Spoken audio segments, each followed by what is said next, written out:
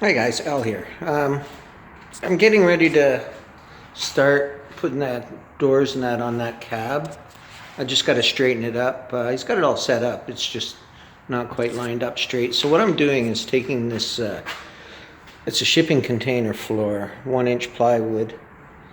I made up some legs that I can adjust because I'm going to have to move it around every once in a while. And I've got to be able to level it and bring it back to like totally level so I can get everything square. That way I can work on both it and my truck at the same time. So yeah, just some adjustable legs. I can't do it on my welding table because I'll need it for other things. So yeah, good solid 1-inch piece of plywood. I'm just going to screw it down, get it good and square, and start hanging the doors.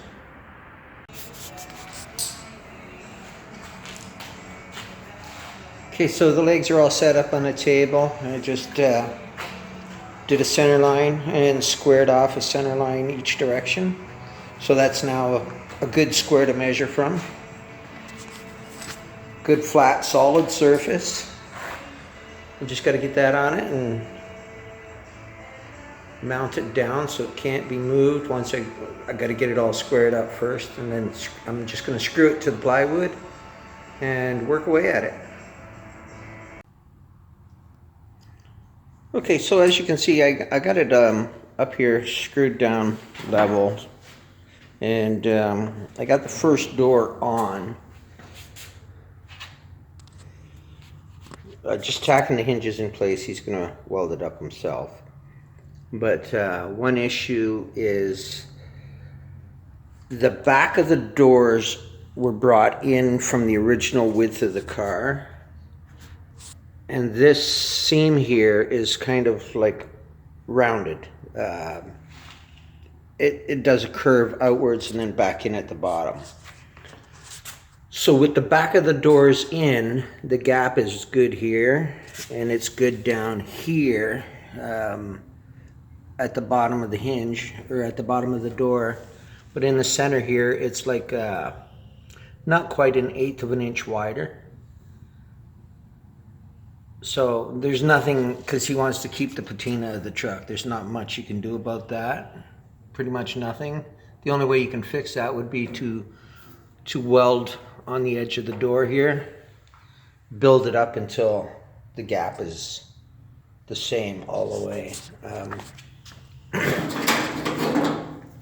So if you notice here at the top here, gap's tight. Here in the center, a little bit of slop. Down here, it's tight again. So there's just that little bit of wiggle room there.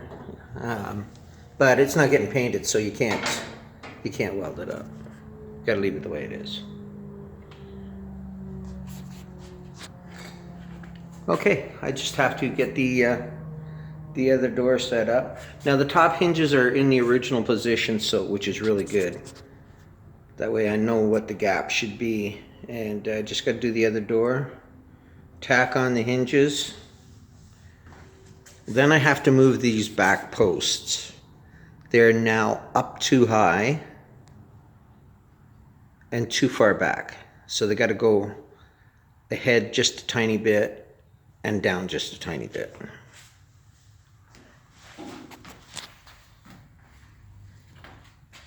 Okay, I'll get the other door on.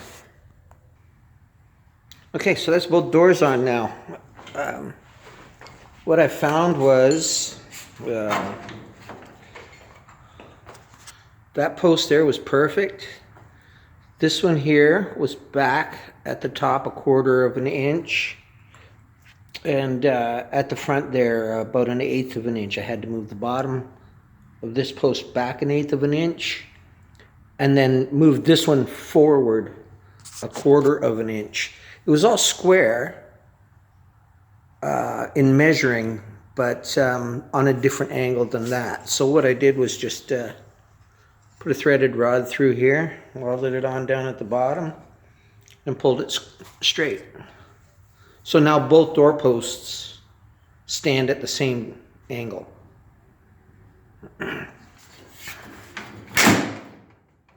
Works good. The gap is still a little bit whacked because it's right here. I closed it up a little bit at the bottom, a little bit more, just to get this to close up some. It'll never be perfect unless somebody welds this up, and then that would ruin the patina, so that's not going to happen. Okay, now I'm going to try and get that on. Okay, so I've tried the back of the cab on, and up here in the corner, the curve on the top corner of the cab, if it's right at the door, it's not going to be a smooth transition between the side piece and the back because of the width of the cab right here. It's got to be back here. If there was another inch or two on that back there, a little more of the curve, it would have worked out fine, but it goes immediately into the curve, so I've got to bring it back to here so that you can make it curve around smoothly. So what I've done was just cut these strips, made like a little L-shaped bracket, welded it down here, and I'm going to fasten the back on here. Now it's going to look like there's a wide gap here, but perhaps you take the eaves, the drip rail, and curve it down into the body line, make that disappear.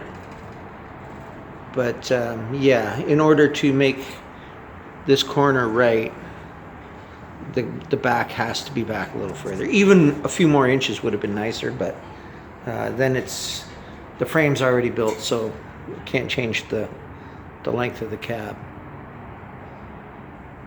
Okay, I'll get it all set up and be back with more.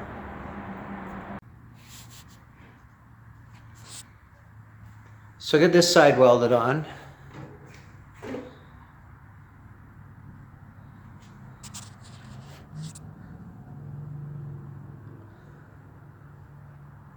Got to figure out what he's got to figure out what he's going to do with this. I'd probably just take a piece of round stock and bring it down and run it into the body line.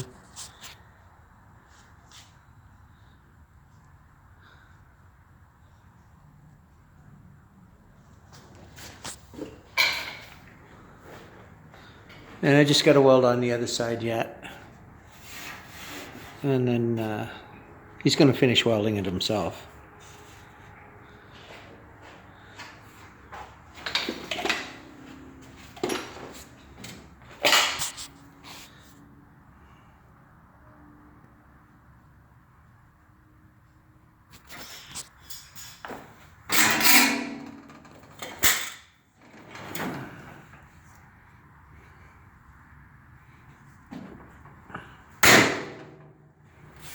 Doors work good.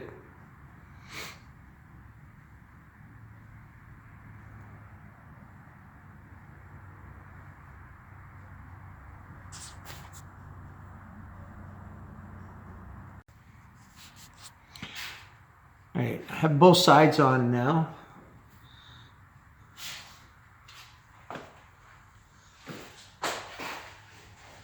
And I'm gonna use what was left over from these here because it was a four-door car.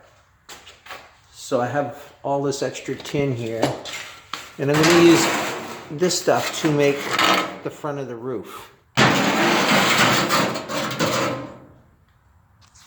And then just a sheet of tin, just an old sheet of tin to fill in the center.